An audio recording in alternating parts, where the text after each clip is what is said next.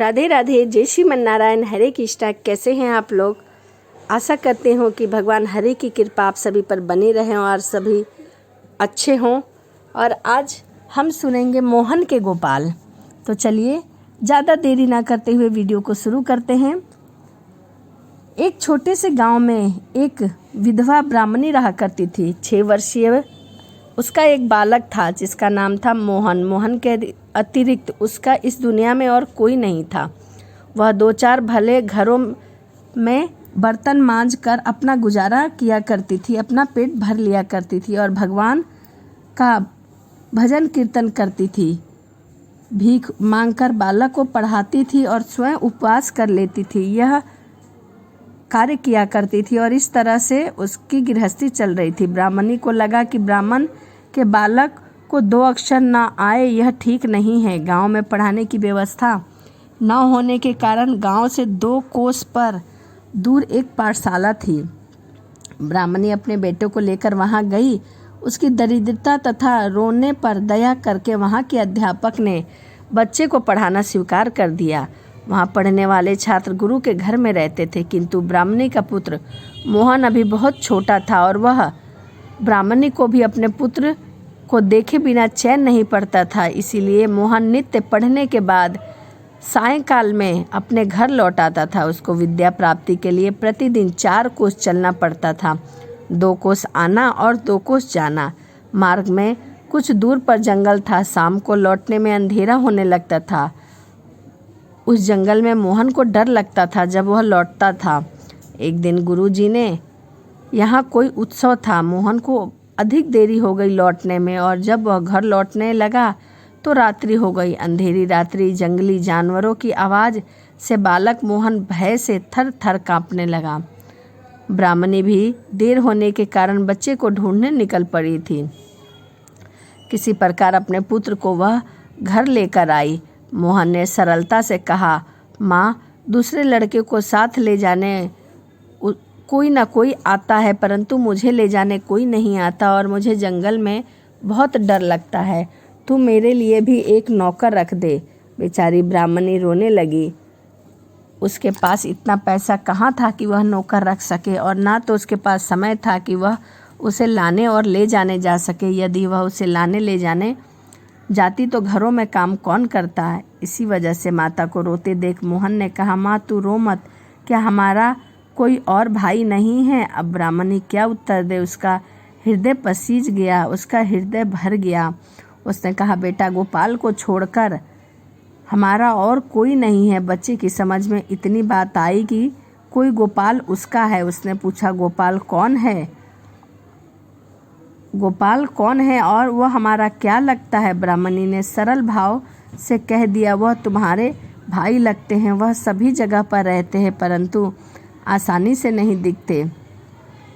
संसार में ऐसा कौन सा स्थान है जहाँ वह नहीं रहते? लेकिन उनको तो देखा था ध्रुव ने, प्रहलाद ने और गोकुल के गोपियों ने।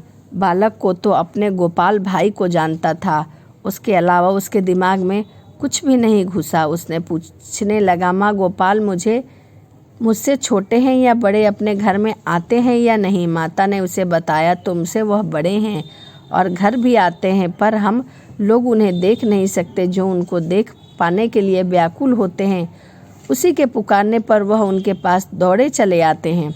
मोहन ने कहा, जंगल में आते समय मुझे बड़ा डर लगता है। मैं उस समय खूब व्याकुलता हो जाता हूँ। वहाँ पुकारूंगा तो क्या पता गोपाल भैया आ जाएं। माता ने कहा, तू विश्वास के साथ पुकारेगा तो वह जरूर आएंगे। मोहन की समझ में इतनी बात आई कि जंगल में अब डर लगने की ज़रूरत नहीं है। डर लगे और व्याकुलता हो तो पुकार लूँगा मेरे गोपाल भैया को। मेरे गोपाल भैया पुकारते ही आ जाएंगे। ऐसा वह मन में विश्वास करते हुए चला गया। दूसरे दिन पाठशाला से लौटते समय वह वन में पहुंचा। उसे डर लगा। उसने पुकारा, गोपाल भाई, ओ गोपाल भाई, तुम कहाँ हो? मुझे यहाँ बहुत डर लग रहा है। मैं व्याकुल हो रहा हूँ।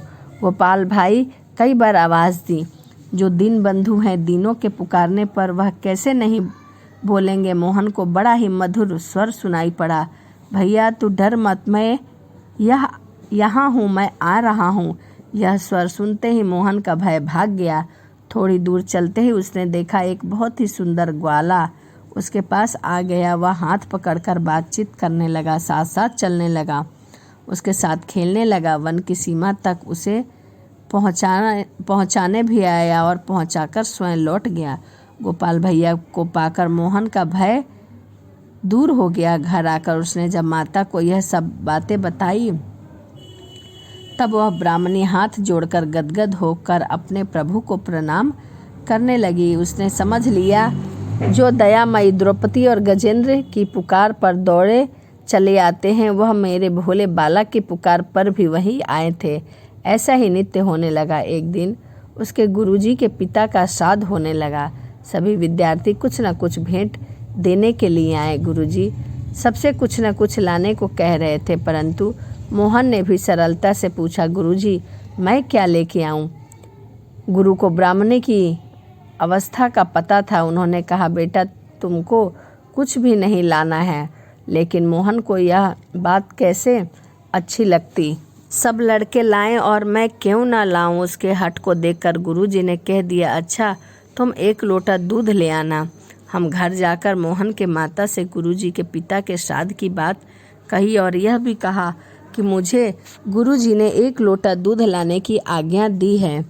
माँ मुझे कल 1 लोटा दूध दे देना। ब्राह्मणी के घर में कुछ भी नहीं था जो वह उसे देती और दूध देती। मांगने पर भी उसे दूध कौन देता। लेकिन मोहन ठहरा बालक, वह रोने लगा। अंत में माता ने उसे समझाया, तू गोपाल भैया से दूध मांग लेना, वे अवश्य प्रबंध करके तुझे देंगे, क्योंकि मेरे पास दूध नहीं है। दूसरे दिन मोहन ने जंगल में गया और गोपाल भाई को जाते ही पुकारा और मिलने को कहा। आज मेरे गुरुजी ने पिताजी के श्राद्ध के लिए मुझसे 1 लोटा दूध मांगा है और मेरी माँ ने कहा है कि मेरे पास नहीं है, अपने गोपाल भैया से मांग लेना, सो मुझे 1 लोटा दूध ला कर दे दो। गोपाल ने कहा, मैं तो पहले से ही 1 लोटा दूध भरकर तुम्हारे लिए लाया हूँ, लो तुम इसे ले जाओ।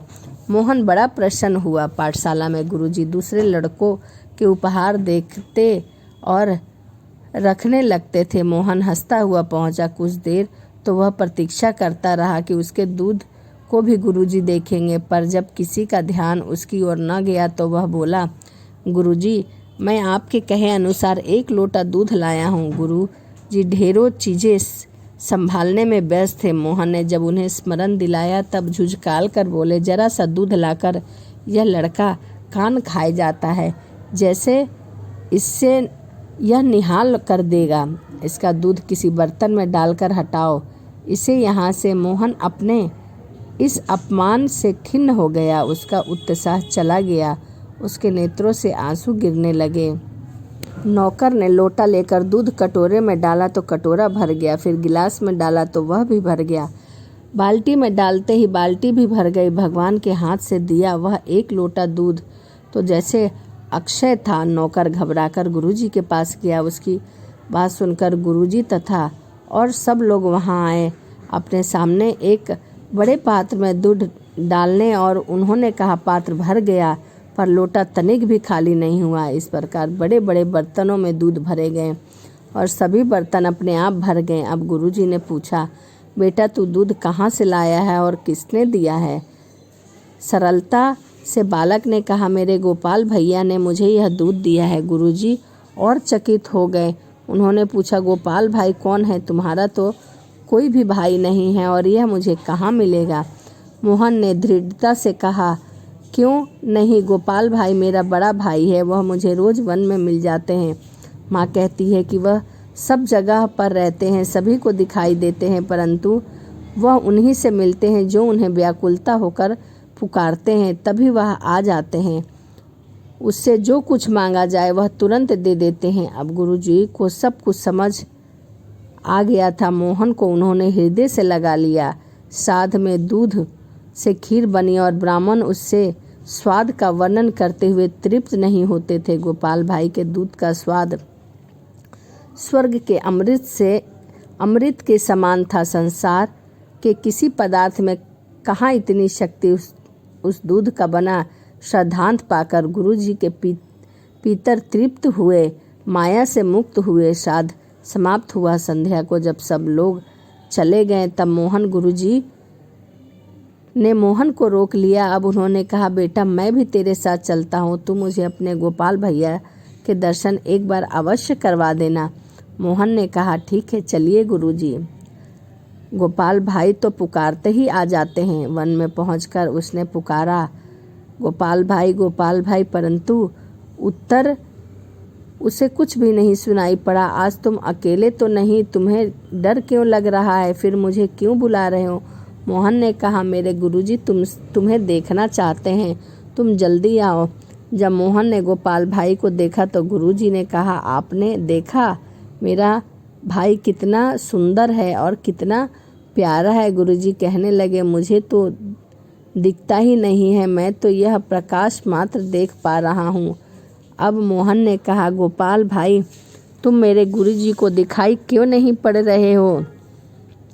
उत्तर मिला, तुम्हारी बात दूसरी है, तुम्हारा अंतकरण शुद्ध है, तुमसे सरल विश्वास है, अंत में तुम्हारे पास आता हूँ। परंतु तुम्हारे गुरुजी का जो प्रकाश दिख रहा है उनके लिए वही बहुत है, उनका इतने से ही कल्याण हो जाएगा, क्योंकि इनका भाव सरल नहीं है। उस अमृत भरे स्वर को सुनकर गुरुदेव का हृदय गदागद हो गया। उनको अपने हृदय में भगवान के दर्शन हुए। भगवान की उन्होंने स्तुति की। कुछ देर में जब भगवान वहाँ से अंतराध हुए तब मोहन को साथ लेकर वो उसके घर आए और वहाँ पहुँचकर उनके नेत्र भी धन्य हो गए। गोपाल भाई उस ब्राह्मणी की गोद में बैठे थे और माता के नेत्रों की अश्रुधारा उनकी काली धराली अलंकों पर भीग रही थी। माता को शरीर की शुद्ध बुद्ध भी नहीं थी। तो यह कथा आपको कैसी लगी मोहन के गोपाल की? तो चलिए इसी के साथ वीडियो को समाप्त करते हैं और मिलते हैं अगली वीडियो में। यदि आपको कथा अच्छी लगी हो, कहानी अच्छी लगी हो तो प्लीज़ कमेंट ज़रूर करिएगा। तो चलिए मिलते हैं अगली वीडियो में। राधे राधे, जय श्रीमन नारायण, हरे कृष्णा।